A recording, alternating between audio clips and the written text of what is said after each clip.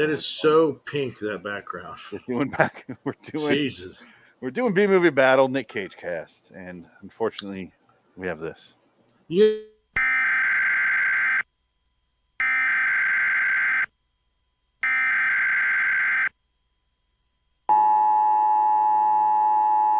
This is not a test.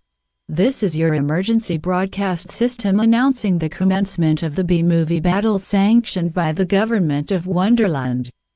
Swear words of Class 4 and lower have been authorized for use during the show. All other swear words are restricted. Wonderland officials of ranking 10 have been granted immunity from the show and shall not be harmed. Commencing at the siren, any and all crime, including murder, will be legal for 1 continuous hour. Police, fire, and emergency medical services will be unavailable until the review concludes. Blessed be our Wonderland leaders in America, a nation reborn. B-movie battle is now in effect.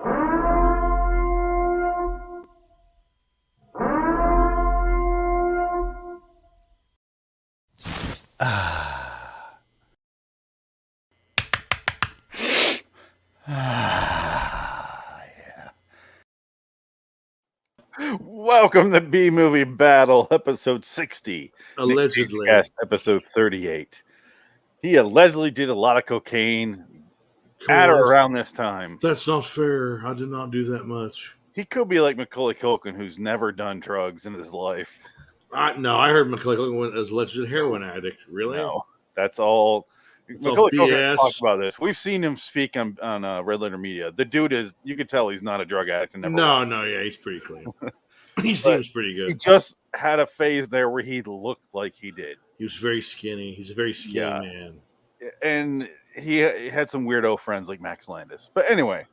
Hey, Max is okay. But time's up, Max. I didn't have a problem with him when I had my encounters with him. He was fine to me. See, this background doesn't work, so I have to go to the pink one. No, you happy with this one? Well, whatever. Fuck you. Wait, the 2 colors of B-Movie Battle are pink and yellow, so this fits. Just like the blood that comes out of your nose after you hit a cocaine, it was bad. Pink and yellow? Well, it's not a good mix. It's pussy and yeah, I can see that being pink. That makes sense. Fentanyl. It's a fentanyl-laced cocaine, which kills you immediately. It killed like 6 comedians a couple weeks ago. Yeah, that was crazy. Kate Quigley. She survived.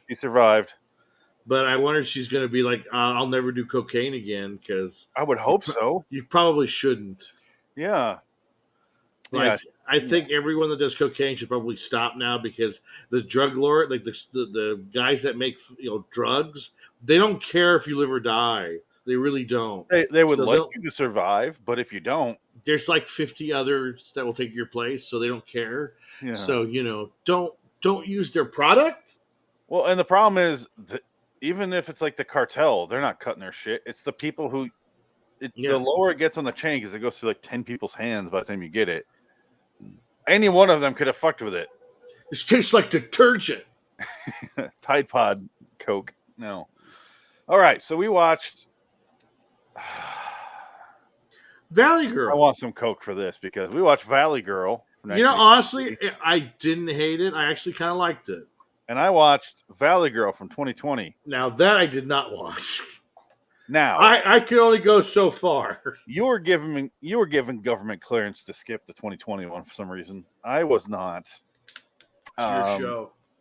I've been trying to watch this for a week now, and every time I start it, the little girl comes in the room. I have to pause it.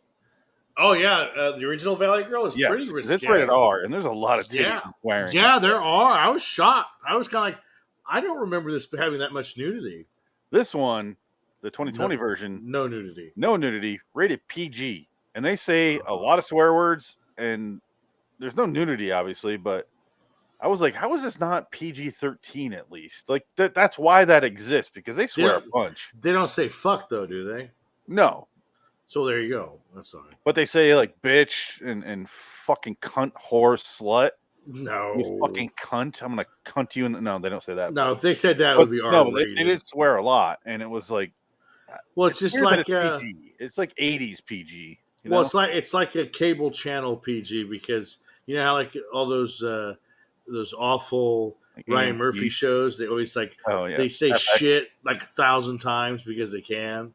Like shit, this is shit. Did you get the shit in the shit? I remember FX became FXX, and they're Yes. like, we're gonna say fuck.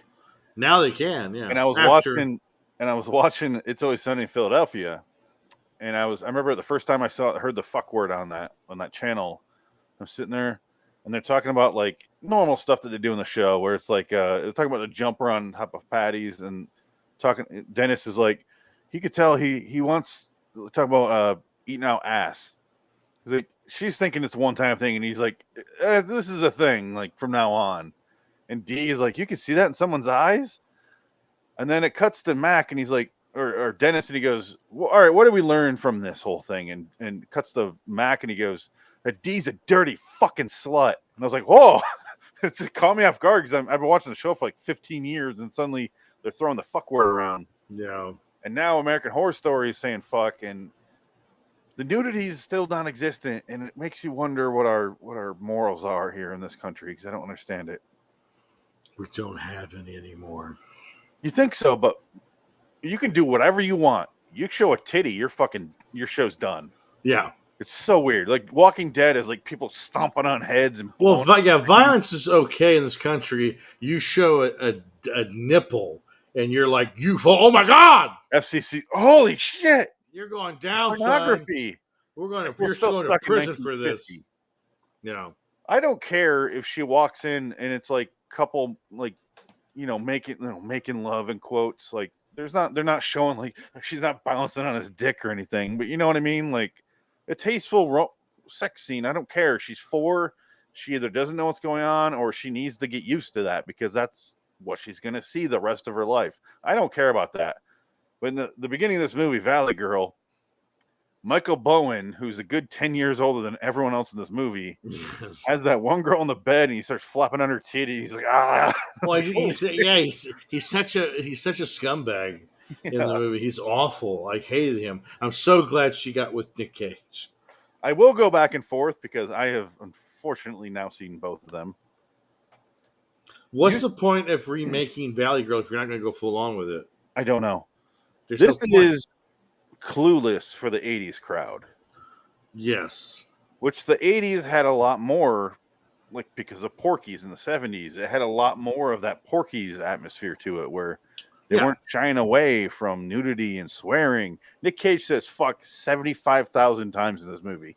He does. He has one scene where he says it like 15 times back to back. Yeah. Fuck this. Oh, you fuck your friends. Fuck you. Fuck you. Like, fuck your friend. Fuck you.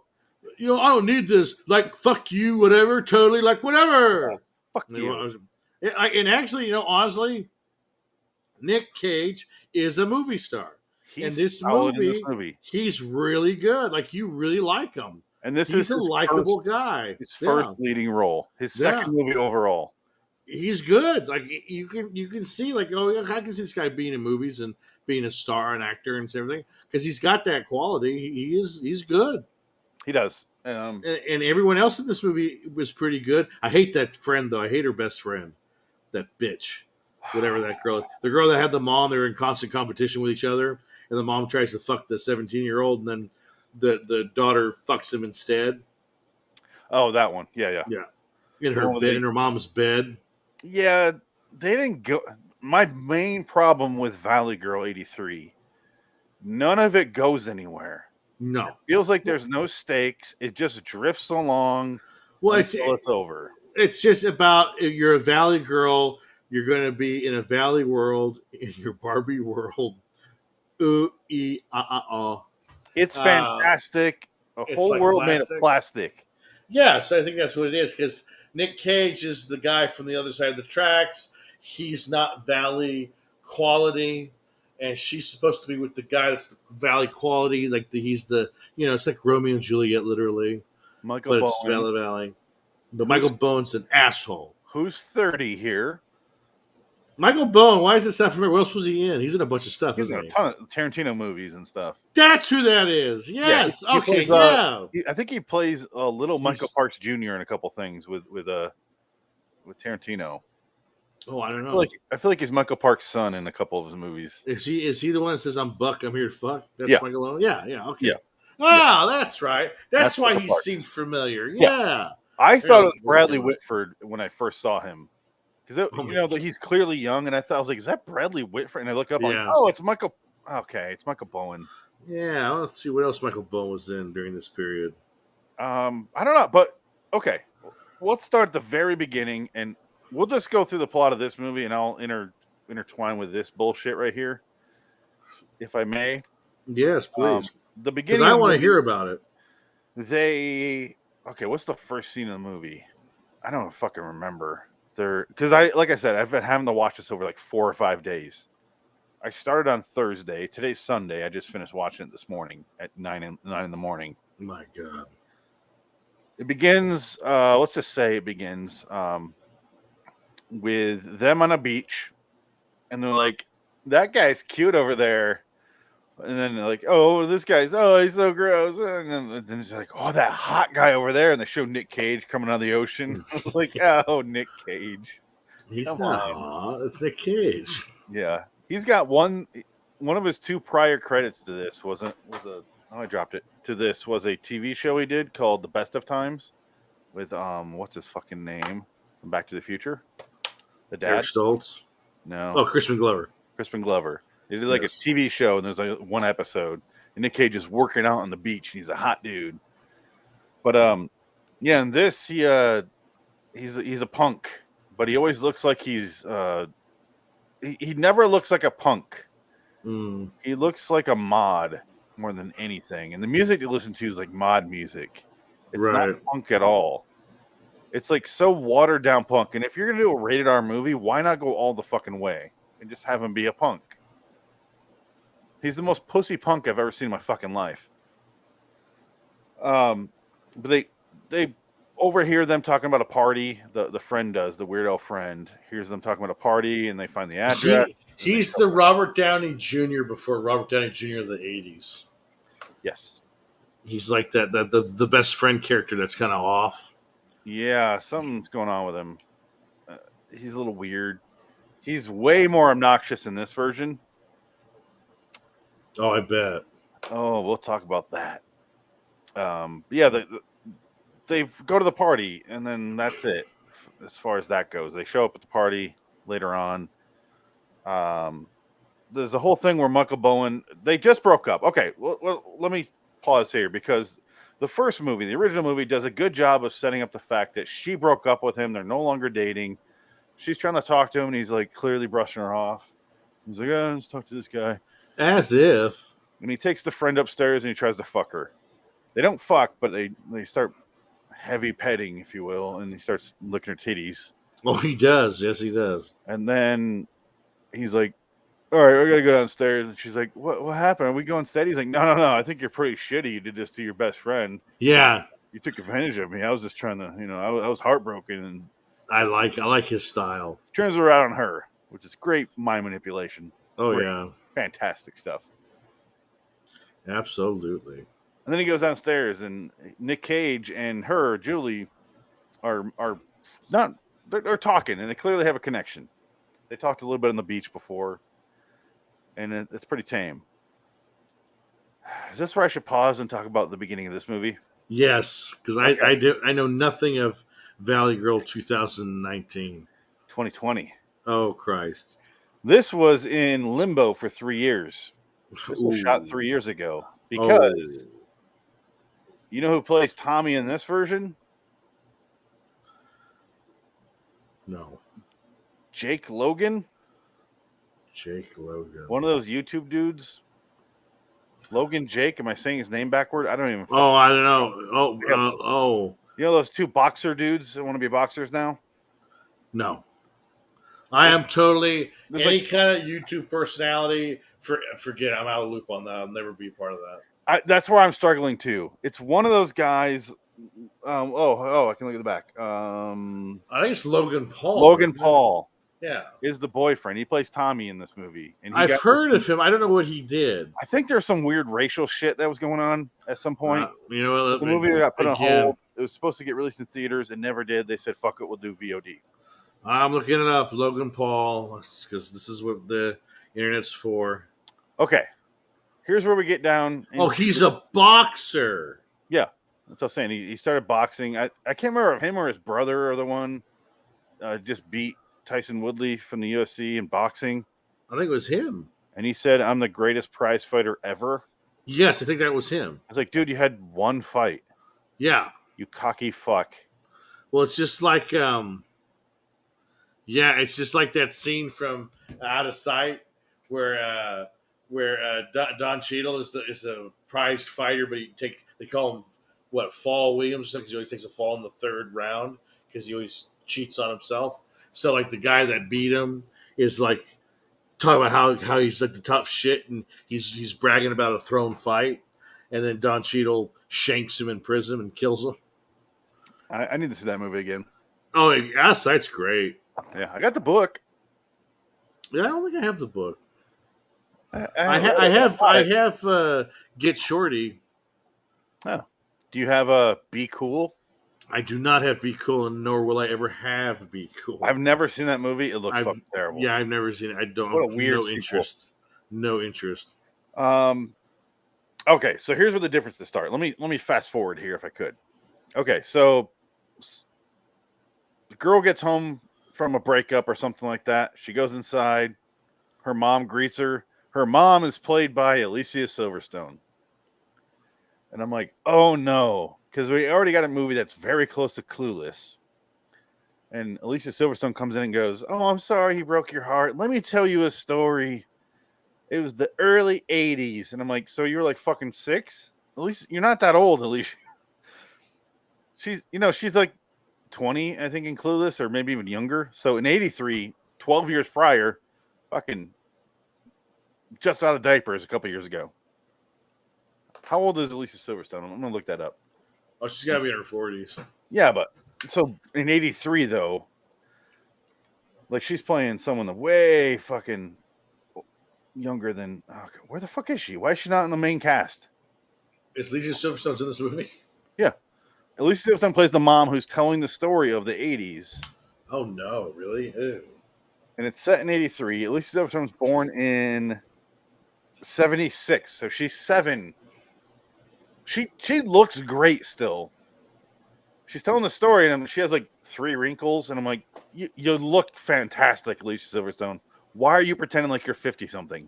I don't get the casting on this at all, other than Clueless. Therefore, we'll have her. I don't. Right, yeah. Whatever. Okay. She tells a story. It cuts back to the 80s, and Alicia Silverstone is this girl as a young girl. She's the girl from Happy Death Day. Who I like her a lot. Oh, she's good, yeah. Yeah, she's really good in those movies. Oh. And she's good in this. I had no complaints about her at all. What's her name? Jessica Roth. So Valley Girl takes place in the 80s? Yeah, so it's the same year as the original. Are you kidding me? But here's where it differs. She goes, here, I'm going to tell you this story. And it was back then, I was a Valley Girl, and I'll tell you this guy I met. She's trying to relate to her daughter. She's like, and they introduced the girl, and she's walking around the mall, and they're all like fucking singing a song. And they're all like on a fountain dancing and singing. And I'm like, no, it's a musical. Is it a musical? Yes. And they introduced Randy's character, and he's singing like, don't give a shit about my whatever, No. My reputation. And it's got Mae Whitman is one of the friends and Mae Whitman is my age. She's like a year or 2 younger than me, and she's playing a teenager. Mae Whitman from Parenthood? Yes, from Parenthood. And Arrested Development? Yes. So who is she? She plays so Randy in this movie is a lead singer of a band. Mae Whitman is on bass, and there's the one punk friend that's in the original is the drummer in the band. And he's got like the spikes going out, like the Lars because it's the 80s. Rancid. At least he looked punk back in the day, But they're all singing their fucking songs. I'll play a clip here if I can. No, you gotta hear how bad. God, no. It is so dumb. Awful. So it's a musical. It's a fucking musical. Oh, why? Oh, is Valley Girl a Broadway show? I don't know, but it felt like All that. right, I'm But looking look it who up. released this. Can you tell from the first 3 seconds of the movie? Look who released this. Orion? Oh, fucking! I did the same thing when They're Trina was like, they're still Orion. around? That's exactly what I said. I thought they were out of business. But look at Lisa Silverstone. She looks great. Every night. Wow. She's wearing a Bowie shirt. Yeah. Then she tells a story, and then it cuts back to the mall. And Oh no! okay, and then it cuts to Randy and his Ew. and this girl. So yeah, there's Logan Paul or Jake, whatever the fuck his name is. Where is he? All over the place. Sorry. Oh, here's. We never left the Oh, valley. We God. barely It was a left the musical mall. remake. Yes. Ugh. There you go. I don't give a damn about my reputation. May Whitman, Oh, who's no. 35 here, literally 35 or so, like within a year or two, playing a teenager. Do I look like I could show up and be in a high school movie? In this day and age, yes. In the past, it's a new generation. Oh, That's the movie. no. Oh, my God. It's awful. Guess what? This made less money than Sizzix Road. I don't Box blame you. office, $7,671. And the further we get along, at the end, I'll kind of compare them overall. But after this, what happens to Valley Girl after they meet at that party?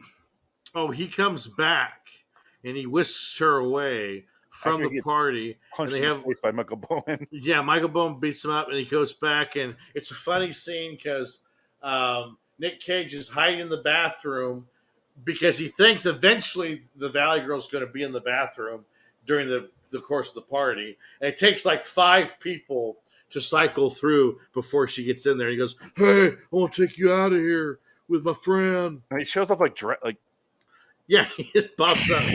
I'm taking A, Hollywood. B, C, D. Yeah. He's doing his vampire thing. She's just like, "Hey, what are you doing?" Oh my God, you're like totally crazy. What are Instead you of, what doing? the fuck? Instead of like stabbing him with the Yeah. hot iron, curling iron that's plugged Yeah, in. something. Anything. Oh my God!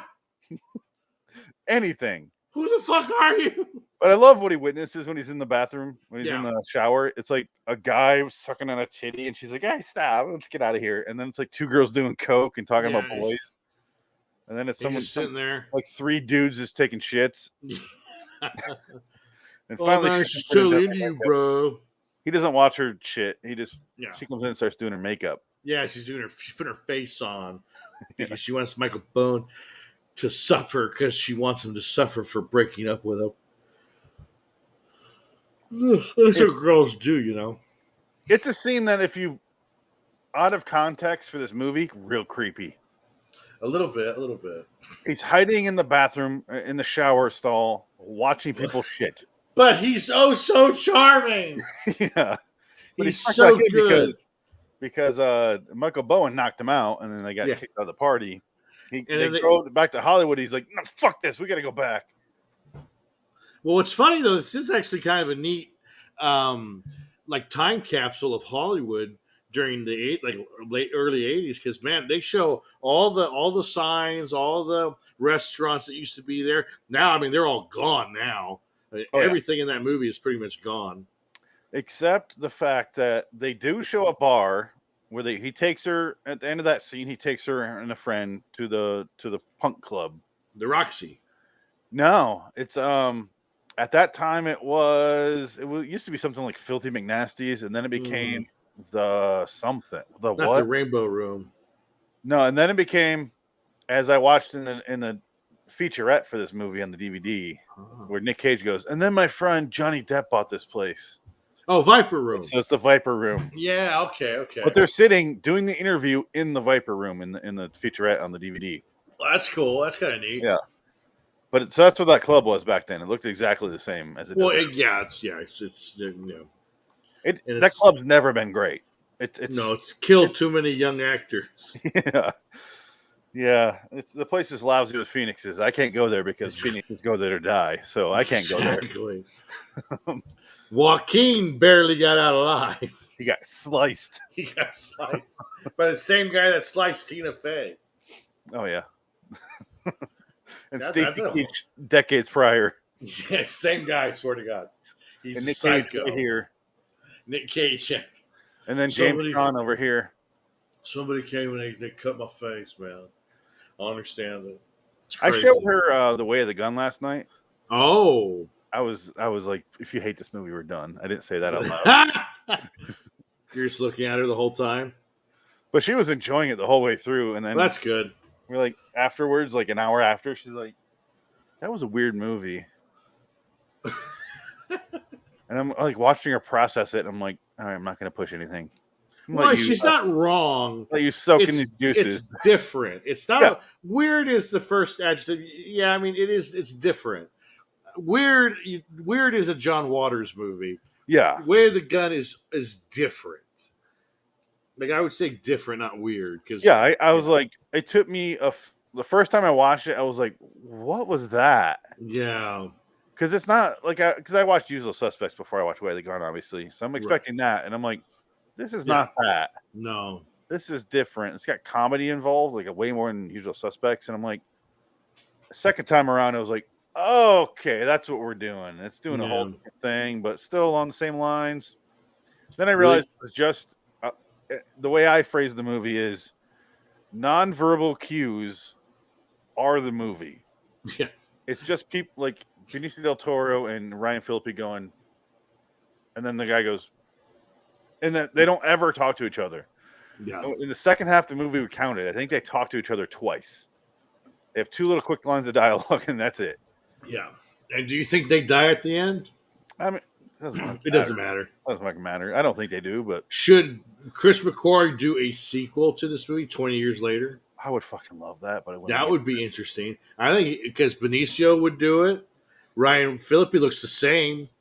maybe Big Sky was a sequel to the character, and he just Maybe. got blown off in the first Yeah. episode. There you go. That Well, show just fell apart episode by episode. Oh, it just got worse and worse, huh? By the time I finished season 1, it was 16 episodes. We're like, okay, Just like it's just Yellowstone.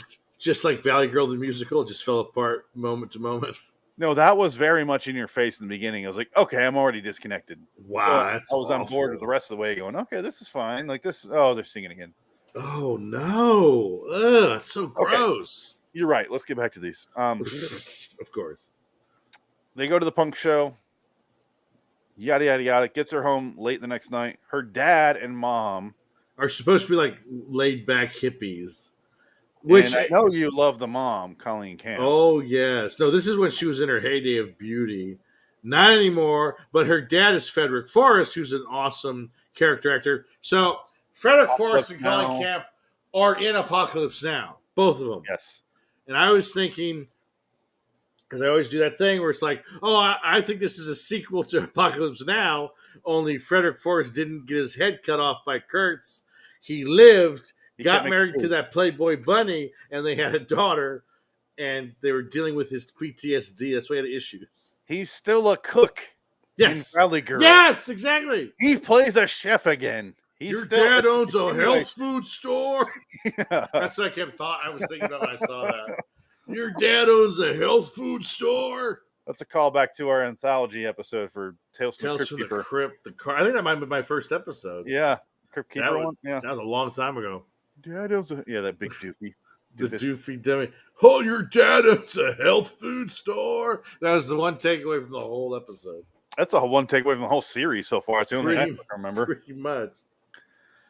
Yes. They get her home late. Her hippie parents try to relate to her, and that's kind of where they try to tie it in. Where Alicia Silverstone's like, oh, "I'm not judging you. Just like tell me what happened." Because the opening scene is she calls her from a party, and she's like, "I need a ride." She's like, "I thought you're at the movies," which is the same thing that happens in this, where she says she's a Star Wars. But it's just Oh. kind of like the same story, just kind of a little bit out of order. I missed that part. But it was fine. And then she starts telling the story, and they start singing, and then they even cut back to the daughter, kind of like Ugh. Princess Bride, where Little Ugh. Fred Savage is. But Ugh.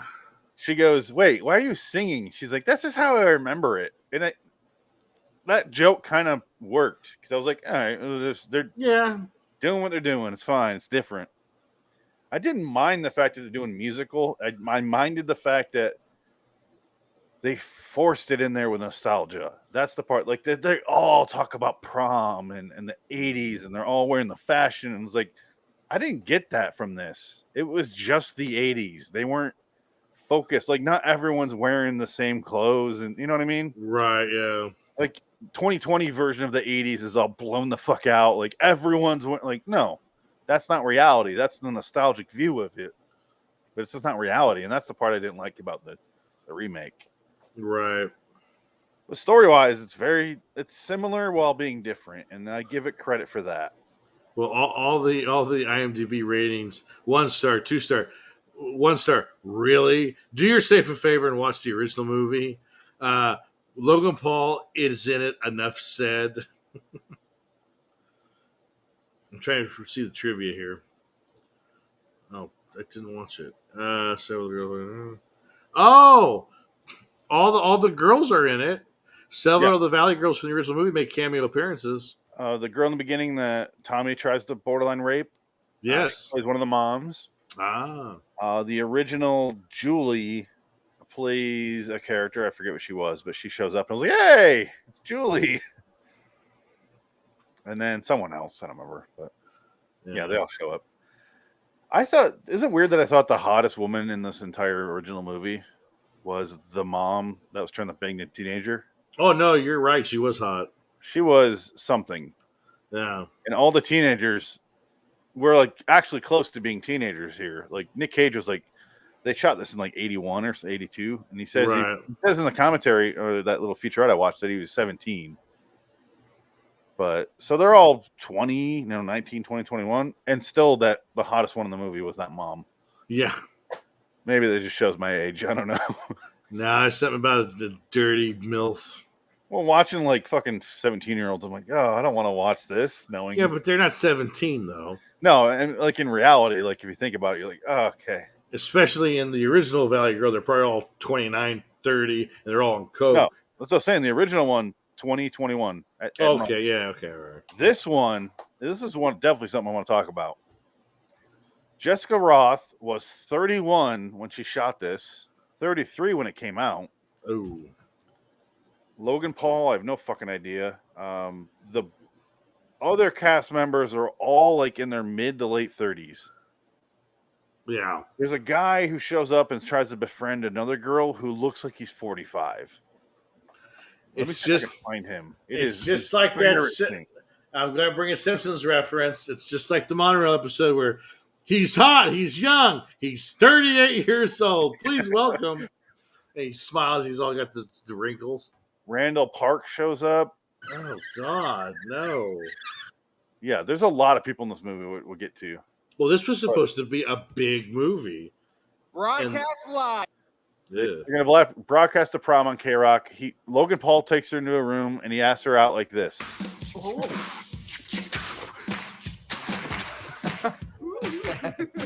What do you say, Jules?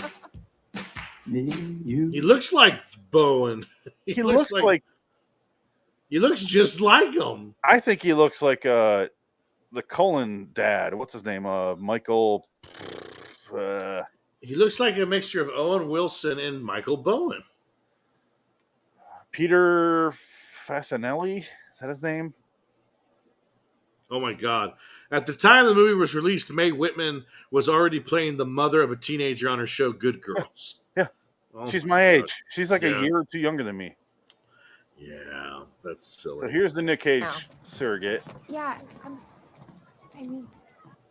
This guy. Ew, does he have, like, skin issues? Oh, it's a tattoo. I thought that was, like, he had rhinoceros skin. Look who Julie's parents are. Of course it is. When I saw her name in the credits, I go, of course she's in it. Why wouldn't she be? And then I got embarrassed when I saw her dad. I was like, oh, I love him. Great. In certain... Oh my God. Experimenting is fun. It's exciting. Oh, ladies, look what I got. Look at this new technology. Look how sleek it is. Oh, that guy, yeah. Rob Hubel. Yeah. I was like, Rob Hebel's great. And later on in the movie, Tom Lennon shows up. Well, Tom Lennon will do anything. I know, but it has a like Randall Park and those two, Tom Lennon, and it's just like kept adding up. And I'm like, why are they all wasting their time doing this? Because I bet you they thought this was going to be a big movie because musicals in 2018 were, I guess, big, but all of them had failed. So I don't know what they were thinking. I think they're like, it'll be another La La Land. Here's the guy. That wasn't even that big of a hit. I mean, it did supposed okay. to be a teenager, and he looks like he's 45 in his face. Watch. He looks old, yeah. Hey, Casper. Hey. Oh, are you Elliot from E.T.? I am. I love that movie. It's like watching Wet Hot American Summer, where they're all in their 40s and they're playing. That's the joke, 12-year-olds, and that's the fucking joke. That's of that the movie. joke. Yeah, that's what makes it funny. Well, in the movie, they're 30. Yeah. But in the TV show that followed up on Netflix, they're in their 40s, 50s, playing them 10 years prior. Or yeah. That's a good joke. And that's the running joke of that movie. And Michael Showalter has a new movie coming out. I forget what it was called, but I was like, that looks interesting. What the fuck is that? Let me look that up because that is blowing my mind. Michael Showalter. Sorry. Now, just seeing these clips of Valley Girl 2020 made me sick. Just awful. Here we go. Okay, so directing. He's doing a movie. I forget what the fuck it's called. Spoiler alert? No, the Eyes of Tammy Faye. He's doing the Eyes of Tammy Faye. Okay. Not Tommy Faye, like I said for Tammy Faye. Yeah, Tammy Faye, and then it's like Andrew Garfield and Jessica Chastain playing Tammy and Jim Baker. Jessica Chastain's Tammy Faye Baker? Yeah, and she looks I didn't recognize her. I had to look. That's why I actually found out Michael Showalter did it, because I go, who plays Tammy Faye in that? And I was like, that's Jessica Chastain. Wow. I had no idea. Interesting. Yeah. Huh. So, but Michael Showalter's last movie I saw in the theater, and I loved it, even though it's called My Name is Doris with Sally Field. Right. Yeah. I was like, this is gonna be so stupid. I didn't know Michael Showalter did it, and I was the credits pop up. I'm like, huh, okay. And I was like, this is pretty funny, actually. Like, I like Michael Showalter a lot. Why does this movie work for me? Yeah. Showalter. Yeah. Get me Showalter. Yeah. But that movie was surprisingly funny. And yeah, this one, who knows? I trust him at this point. Why would you see that in the theater? I don't know. I honestly do not know.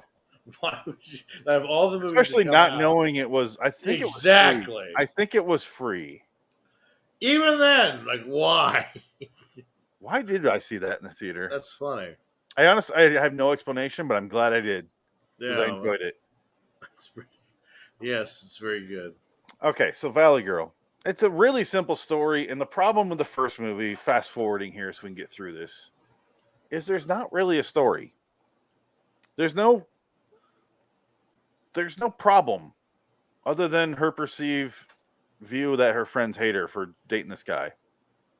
And this is why I didn't like this movie the first time I saw it. I was like, fuck, it's so boring. Nothing's happening. Right. They date, and then he's kind of a punk, but he's from Hollywood and she's from the Valley. How can they get along? Right, yeah, that's the They're thing. from so different places that are 8 miles away. Yeah. And then the fucking nothing happens. He doesn't do anything wrong. And then for no reason she breaks up with him and then starts going back to Tommy. Right. To go to the prom. And then he decides he's going to get shit-faced and fight people and almost gets killed, and his friend saves his life. And yeah. We get a great moment where Cage is dressed up like different people and showing up trying to get her back. That's right. And that's the only fun scene in the movie is when he's doing he's got the 3D goggles on, he's smoking a cigarette, and he's handing out tickets. And he's working at like fucking the restaurant, the fast food place. What's it, Sonic? And he's just like spits his gum out at the guy, and he's Michael Bones like, "You're crazy, man." Yeah. You're crazy, man. After that scene where he tries to fuck her friend, Michael Bowen seems fine after this. Yeah. They should have made Michael Bowen more of a villain. Yeah. He's kind of just like, he's a smarmy, but he's like 17. He's going to be a 40-year-old, 17-year-old. Here. Yeah. I mean, I get it, but But there's a reason that cliche exists of the boyfriend being a douchebag, because you have to find a reason why she wants to leave him for this guy. Otherwise, it's just like, oh, she's a whore. Who gives a like? Who cares? Which is fine if she's a whore. I'm not judging her. well, she's not even a whore really, because she doesn't really put out for him. This version, the 2020 version, they're dating the whole time. She's dating the Tommy character From the beginning. from the beginning. He never does anything wrong. He seems like a decent guy, like kind of dumb, but that's How's that the movie? And then she meets him, and she wants to go hang out with him. Her friends show up at the club at the beginning, like they do in the original. Only they're huge assholes, and like, we get the fuck out of here. Let's go. And he goes up on stage and sings this fucking song. Oh no! And that's where she's like, okay, yeah. Oh god! And then they start dating after I guess she dumps him, and then he freaks the fuck out, and he's kind of upset. And you feel like, oh, she's a bitch, because she goes to get picked up from school in his Jeep, and she walks out there and she's like, this isn't working. I got to break up with you. And then he's like, oh, what? Come on. Like, and he gets upset and he drives off, and she's like looking at the camera like, what a psychopath. But you just broke up with him out of fucking nowhere. There's a reason he's acting like that. He's upset. Yeah. And he doesn't have a great delivery like Nic Cage just goes, like, whatever. Fuck you. No, Fuck I'm sorry. Friends. I'm talking about her breaking up with Tommy. Oh, yeah. Not even this movie does it better, where it creates conflict with the two characters, where she invites her family invites Randy's character, Nic Cage's, this guy, invites him over for dinner. He wants to show up. He's a little bit late, and he goes in the house because the door's open. He's looking around at all the pictures of all her being happy, and she's supposed to move to France or somewhere. Oh my God, somewhere else. Oh God! And then he's just like, I can't do this, and he like doesn't show up, and then he shows up later, and she freaks out on him and breaks up with him because he can't show up on time. That's when he does this whole whatever, does that thing. But at least I had motivation. I understood why she was doing that, and in the original, I had no idea.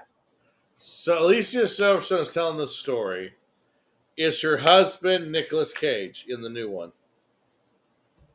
To be found out at the end of this review. Oh, I can't be held in suspense. Just tell me now. Oh, it doesn't matter. Is it really? But no, I mean, is it Nic Cage? Like he shows up at the end. Cameos, no fucking. Wouldn't that have been clever? That would have been amazing. That is not what happens. In fact, she's not even with Randy anymore.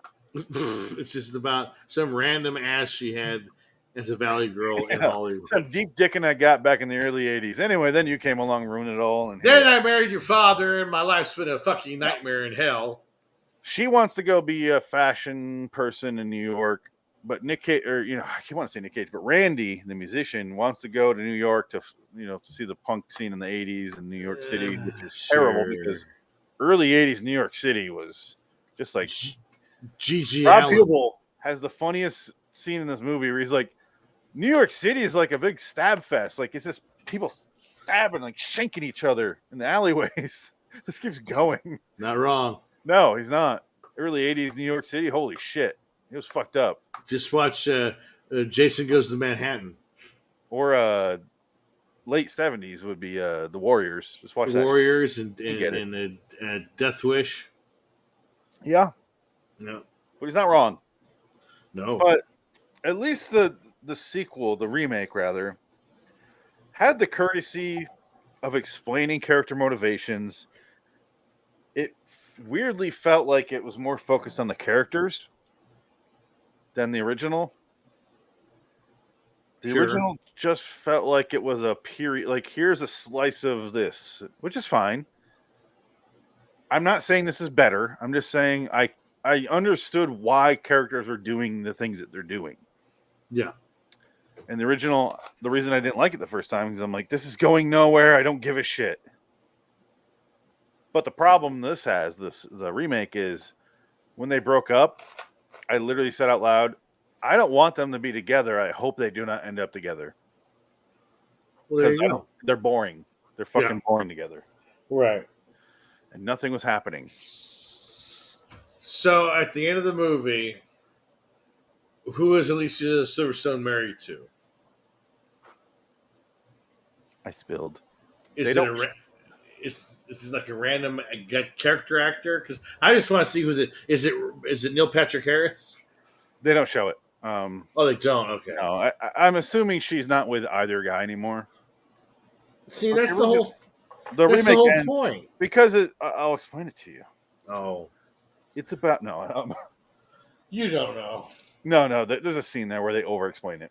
Oh, it's terrible. Jesus It cuts Christ. back and they all leave for New York together. That's where the movie ends. And they're going Really? there. Ugh. It's actually Gross. better than it sounds. Like they decided to get to New York, and like I said, it's all set up, so I knew why they wanted to go, and I understood it. I wasn't like, "What?" No, I was like, "Oh, all right, this is happening now." Right. Yeah. They're not singing. I guess that's better than anything. That's a plus. Yeah. The second half of the movie, there's really not a whole lot of songs. Wow. Nice, which is good. They blew their load in the first act. Yeah, It's they like, oh blew their shit, load. we can't afford any more songs.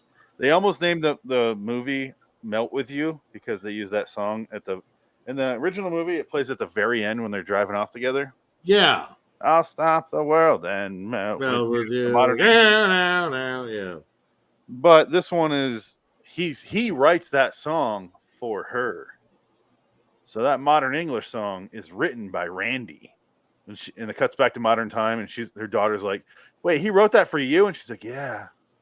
It's like, "Why aren't you with him anymore then?" She's like, "My first love, your first love is important. It sets everything in motion and lets you know who you are. And life happened. We just drifted apart and met your father, and I have you, and I couldn't be happier." And there's a whole scene about that, yada yada yada. You know what I mean? Father is Nic Cage. They never say. Wouldn't it be funny if she just married another Randy and it ends up being him? Well, yeah, like Nic Cage, like it's Nic Cage. That's the joke. Like he is her father is Nic Cage from Valley Girl 1983. They just switch Julies, these two guys. Yeah. Another Julie, another Randy. Pull them out. It'd be great. I will say this: they did ask Nic Cage to have a cameo in this movie. Oh, He he declined. he was smart. I didn't know he could do. Yeah, exactly. I didn't know Nic Cage knew there was an option to say no. I'm too busy that weekend making 5 movies in Ecuador. Well, I can't do it. it. Makes me think of that Zach Efron. Wow, Zach Galifianakis thing from Two Ferns, where he's talking to Bruce Willis. He goes, "Do you know other actors turn down roles?" This is Bruce Willis staring at him. That's good. That's good. Love it. No, but yeah, like Valley Girl was pretty good. I was actually I really enjoyed it. I liked the father daughter relationship. Like for it's like it kind of was the first time you had parents that kind of understood teenagers, where they weren't like overbearing or freaked out. They were trying to be helpful, even if they weren't. They were still worried about their kid growing up, and even though they were potheads, but the dad. Frederick, what's his last name? Forrest. Frederick Forrest, also from Frederick Forrest had a major role in Andersonville. Yes, he's a very good actor. The best part of that movie, I think. He is, yeah. But he was my favorite part of this movie of Valley Girl. Yeah, I think so. No. He has a scene where he sits down with her and he's like tells a story about how he's with a girl and this is what they stole They stole this scene to tell the Alicia Silverstone thing. They made it the opening of the movie. But he's like, I met this girl, and same thing. Life happens. I fell in love with your mom. Yeah. And then you came out, and I'm stuck with her. She's gonna be a bitch in a couple of years here. And she turned into a monster. Oh man, she turns into a fucking chud monster. Oh, Colleen! Yeah. You are going to die. Don't work for her. Anyway, first you're gonna masturbate to her though. She's gonna be in like a maid's outfit. You're gonna fucking tug up. Oh yeah. Then you find out she's a monster. Hard. Yeah. Watch Entourage. I'll put that chair right up your ass. I'm honored. So is she. You know, you're the first person since my wife to see me do this. Yeah, I'm honored. She's had that Gee. awful over the top New York accent. Yeah. Jesus Christ, Charlie, we're the champions. It's such an odd part for her to play. It's Why like did she's she like play that role? it's like she's doing a guest spot. It's like a cameo almost. It's like, but she's like not big enough to for it to be a cameo. It's just weird. It's a weird choice. But she had enough to do that I remember her. And she was in Spencer for Hire, or the Spencer movie on Netflix. She plays the. She looks really bad. She's playing the Spencer instructor. Yeah, whatever the Spencer movie was for the remake of Spencer for Hire. It was the Netflix movie with Mark Wahlberg. Is that the Michael Bay movie? Or is No, it was Peter Berg. Peter Berg directed. Oh, okay. Of course, Mark Wahlberg's in it then. It wasn't. You know, everyone said it was bad. It was all right. It was like one of those. It's like when you go to the rental store, and you're like, I want to rent a movie. It's an action movie that I just don't want to think. It was fine. It's over the top. I don't like those kind of movies personally. No. I did watch that Chris Hemsworth movie. I'm not going to watch any of those. That's fine. It's like 2.5 hours. Netflix. I can't do it. Yeah, it was fine. I'm never going to watch Zack Snyder's Army of the Dead or whatever that awful zombie movie he made. No, I want to watch the Red Letter Media review of it. I'm like, it's a 2.5 hour movie. Yeah, and I ain't doing it. It's not happening. Maybe I'll watch the review and call it a day. Yeah, and I watched Red Letter instead, and I was just like, yeah, that looks terrible. I don't want to watch that. I do want to watch Malignant though. Malignant you have to watch it. Malignant is just, what the fuck are you like? I mean, honestly, Malignant. We should do a show on Malignant. We should do a podcast on Malignant. Can't wait. Go watch it, and then we'll do a podcast on Malignant. Because it has to be discussed. Is it really that bad? You have no idea. Oh my. Okay. Well, I saw the trailer. Like when we talked about it, and you didn't see the trailer, and I was like, yeah, it doesn't look good. Like everyone's ranting and raving about it. I'm like, that looked bad. It is seriously. I mean, the dumbest movie in the last 10 years. Has to be next to Dead Silence. It's like Dead Silence dumb. Like it's like Dead Silence 2. Like you cannot believe what you're seeing. It has a 6.3 in IMDb. People are stupid. They really are. Has a 6.4. The original? Yeah. Oh, that's not the remake. 5.5. 5.5. Yeah, I saw that, so I remember it. Okay. So is there anything else we need to talk about with the plot of this movie? They get together in the end. Well, yeah. It was a little bit too much Mrs. Robinson at the end. Well, I think that's what they're going for, because they quote The Graduate a number of times, and they allude to it, but then they kind of twist it on its head. So it's kind of like a Graduate homage in a way. Yeah. A little bit. Because at the end, they're in the limo, and they're like, yeah. And they go silent, and I was like, oh no, they're doing The Graduate. And but they're like happy, and I was like, and they drive away in the limo. Because just like what happened in The Graduate, they have that scene where they're all fighting in the prom, and they run to the car. They get it's beat for beat Graduate. The last 10 minutes. Yeah, and this one, they just kind of go to New York off screen. There's a lot more with her friends in this. Like the friends are way more involved, and this movie has way better structure. I will say that. Like I know what her friends are doing and why they're saying it, and what the motivations for everything is. Well, I think that's the problem with modern movie making. They need to over-explain everything. And I didn't feel like they're over-explaining it. Right. I just felt like they're fine. The problem with the movie lies elsewhere. The structure is fine. The problem is the musical and the stupid 37-year-old actors. And I'm like, yeah, that's crazy.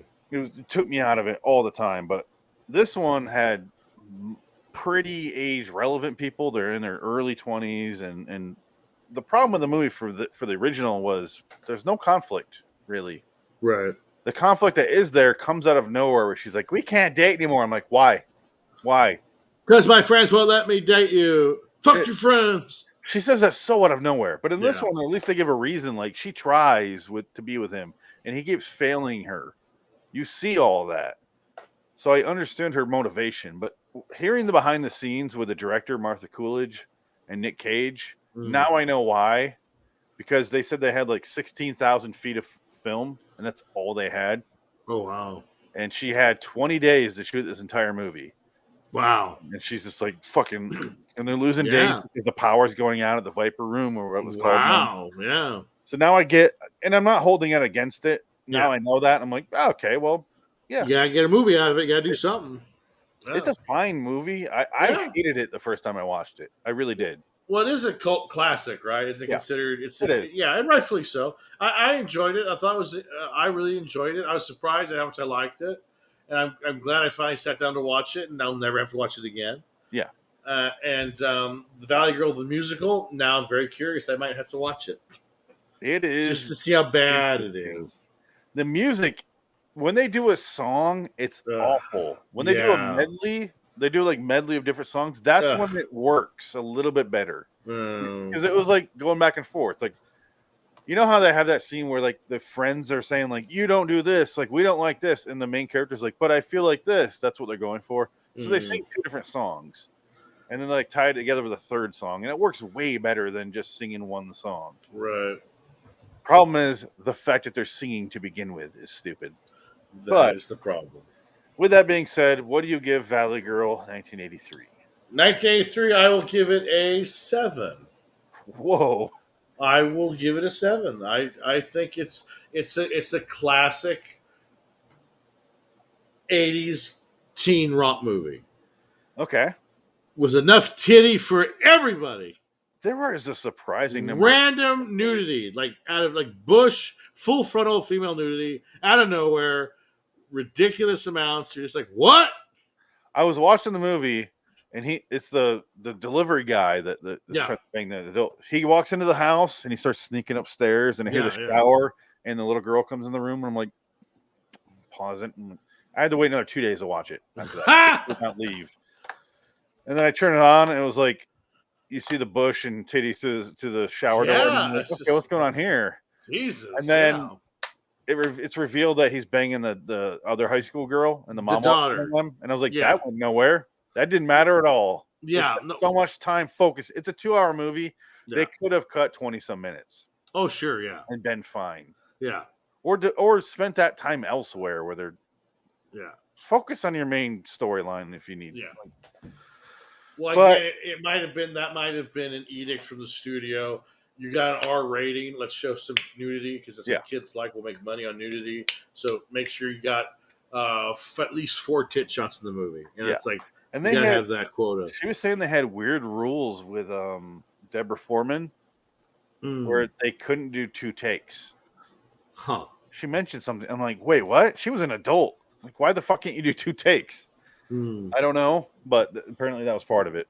And Nic Cage was so happy that she hired him because he just went to Nic Cage instead of Nick Coppola. And he's like, I got so excited because you hired me, and I realized I can do this on my own without the Coppola name attached. He's talking about living in his car and like living with his grandma, and he went like personal details on here, and I was surprised. Yeah. Well, it must be a personal movie. It's his first big movie, so a lot going on. Yeah. And he's like talking about the direction she gave him and how it helped him, and it was interesting. It's not Ghost Rider. No. This I will give the remake, Valley Girl 2020. I'm going to give it a 4. Wow, that's high. No, it had solid structure. It's just I didn't agree. But like I could see someone younger than me, like say a teenager, watching this going, it's fine. I like it. I get it. It tries to be too much Clueless to the point where they cast Alicia Silverstone. But whatever. There's also Clueless references in the beginning, which is just over the top. Yeah, well, it's not a Clueless remake; it's a Valley Girl. Yes, they needed to realize that. They couldn't let that go. Yeah, that's stupid. The original. The first time I watched this, I gave a 4. This time, I liked it a little bit more. I gave it a 5. Still don't really like it. There's parts of it I really enjoy, but overall, not my kind of movie. Just no story at all. Yeah. I didn't mind hanging out in the movie. The first time I fucking hated it. But this time around, I was like, it's okay. Yeah. It's a slice of life movie, and there's a lot of those out there. But That's, it still has all flaws. it is. In my book, it still has flaws. Mostly Oh, story sure, structure, yeah. where Oh, I yeah, see yeah. character motivation. I didn't know why Yeah. anything was happening. It's documentarian style, man. It's guerrilla Yeah. filmmaking. It really is a movie of its time, where they didn't focus so much on story. They're just like, here's this, Right. and have fun with that. Bye. Yeah. And Richard Linklater has never gotten beyond that. Yes. Yes. He will never. made Gattaca it- is the only movie he ever did that does anything beyond that. That's not even. He didn't do Gattaca. Oh, he did Gattaca. No, that was Andrew Nicolai. Yeah. What's the fucking movie he did that's... Boyhood. No. Fast Food Nation. Scanner Darkly. Scanner Dark. Waking Life. The Scanner animated Darkly. movies. Yeah. That was it. Yeah. And even that is a very slice of life movie, just in a weird sci-fi reality. Yes, it is. But there's not a whole lot of story to that movie. No. And there's a lot of actors around this, or directors around this time, that kind of have similar careers. She's moved on to some other stuff. I don't know if you ever looked up Martha Coolidge. No. This can be the last thing we talk about. Yeah, she directed 2 years after this, Real Genius. Oh, okay. She directed the introducing Dorothy Dandridge. Oh, that's a big leap. She's done a shit ton of TV shows. Oh yeah, I bet. Yeah. Lost in Yonkers, The Joys of Sex.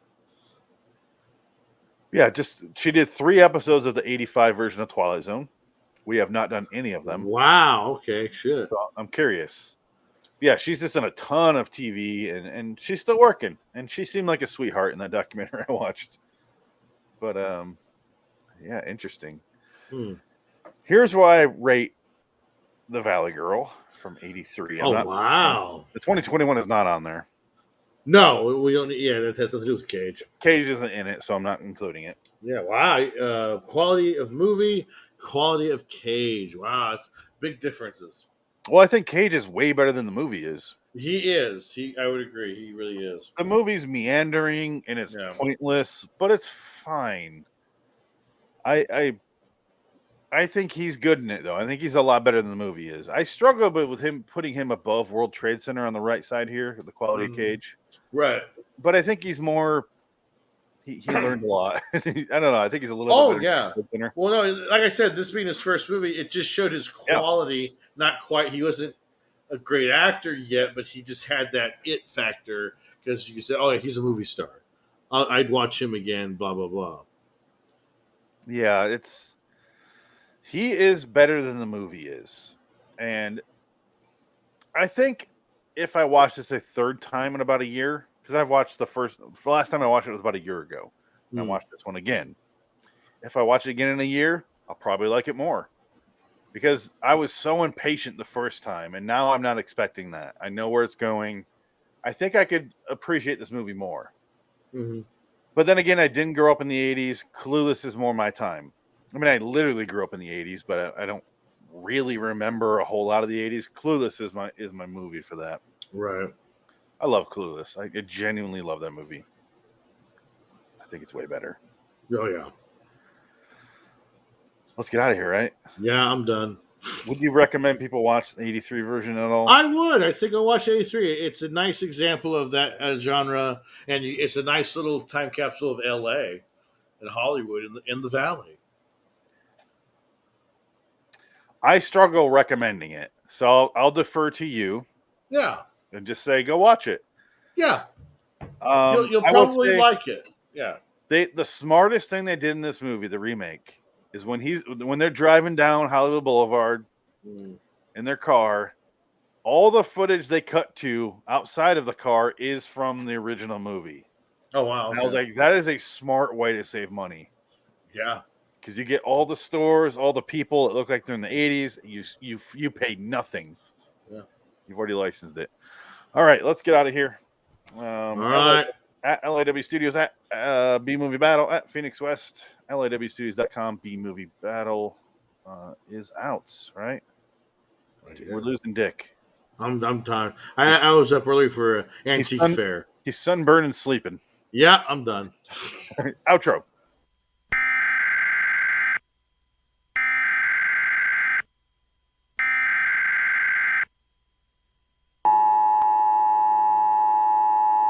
Citizens of Wonderland, rejoice in the fact that we have covered another movie on the show. Go to liwstudios.com for more videos and podcasts. Subscribe to Loitering in Wonderland on YouTube. Search on Amazon for books by Richard Pierce. Until next time, and in the meantime, we are Phoenix West, Dick Dickett and Jansen Carlin. So long, citizens. All hail our glorious leader.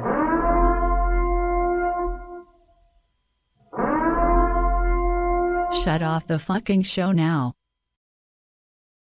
No, Jensen Carlin. Fuck that guy.